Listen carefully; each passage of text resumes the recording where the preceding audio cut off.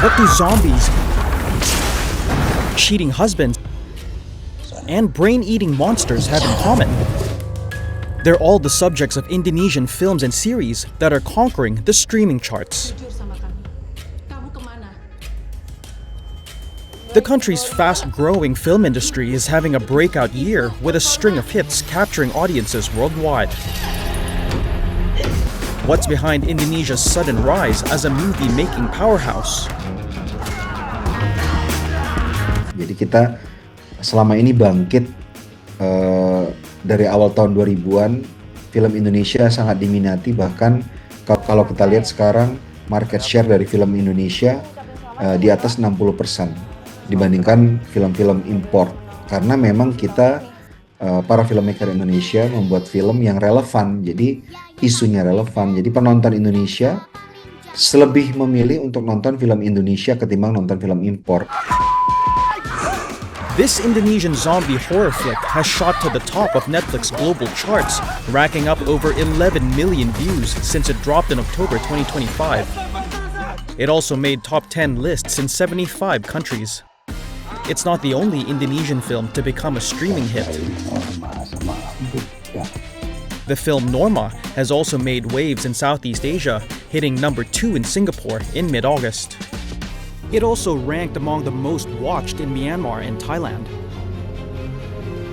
Norma is based on a true story about a woman who learns that her husband has been cheating on her with her mom. In the same genre, My Sister's Husband was a popular non-English language film in Indonesia in 2024 that recently was turned into a new series on Netflix. Indonesian director Joko Anwar found success with his 2024 Netflix sci-fi series, Joko Anwar's Nightmares and Daydreams, which addresses the country's social issues through brain-sucking monsters. It reached the global top 8 on Netflix's most watched list. Exposure yang didapatkan dari film Indonesia mungkin sebelum streaming platform ada itu agak terbatas, karena salah satunya mungkin karena masalah bahasa Indonesia mungkin belum terlalu familiar di telinga banyak orang di dunia, sehingga film Indonesia lumayan susah untuk menembus pasar internasional. Penonton dari penjuru dunia sekarang mencoba untuk mendapatkan akses ke film secara lebih besar.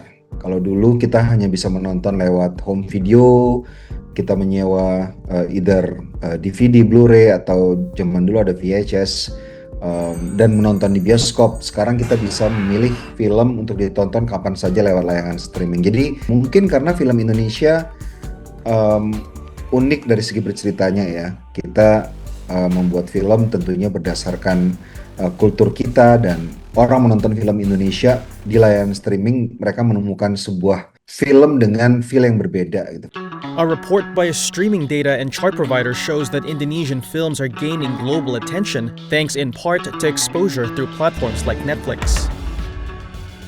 In the first half of 2025, the chart-topping The Most Beautiful Girl in the World was seen by more than 13 million viewers. The family drama genre, particularly stories involving infidelity, is popular in Indonesia, where audiences in this Muslim-majority nation have an appetite for scandalous dramas. Tunjukkanlah kepada dia jalan yang lurus, ya Allah. Ai dewaku. Minta maaf, minta maaf, minta maaf, kau kata balak anak. While traditional Indonesian TV dramas, known as sinetron, often impart morality lessons, they also have plots that are criticized as unrealistic, melodramatic, and implausible.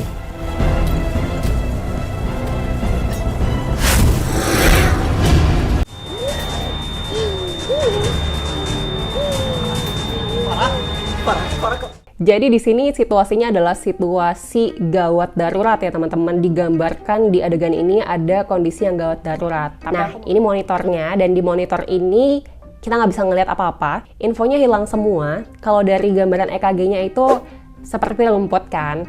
Terus di sini juga untuk denyut jantungnya nggak kelihatan nih, di sini nggak ada. Terus di sini juga tekanan darahnya nggak ada.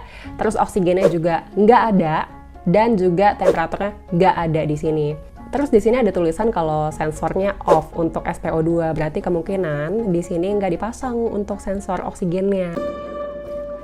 The new films and TV series veer away from that and instead offer a layer of realism that is typically absent.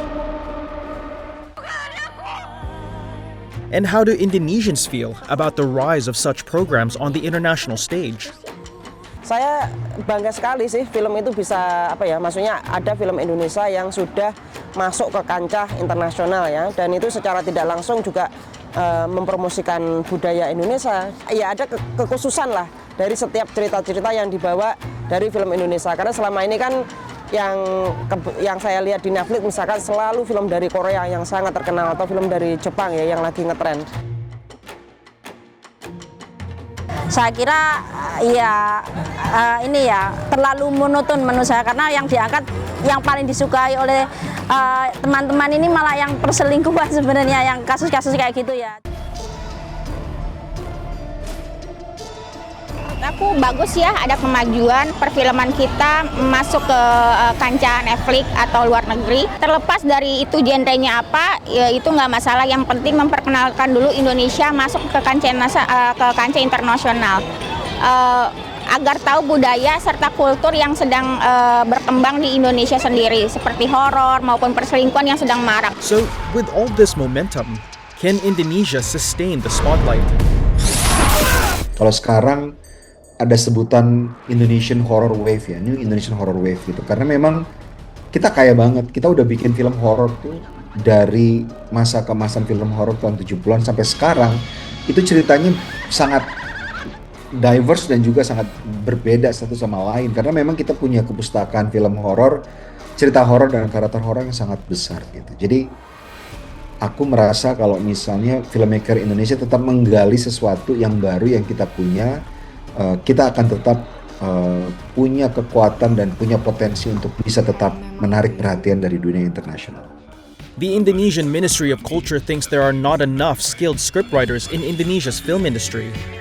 To address this, it will offer programs including masterclasses, training, and student competitions for budding filmmakers to hone their skills. However, Indonesia's complex bureaucracy can make it difficult to film on location. Umumnya film Indonesia syutingnya itu on location beneran. Jadi minta izin ke pemilik. Misalnya kita mau syuting di sebuah gang, di sebuah rumah, di sebuah gang. Kita harus minta izin ke pemilik rumahnya, minta izin ke ketua RT-nya, minta izin ke kepala desanya, minta izin ke polisi setempat, minta izin ke preman setempat, minta izin ke ormas setempat. Jadi memang banyak gitu. Kalau masalah perizinan memang masalah sih kita di Indonesia.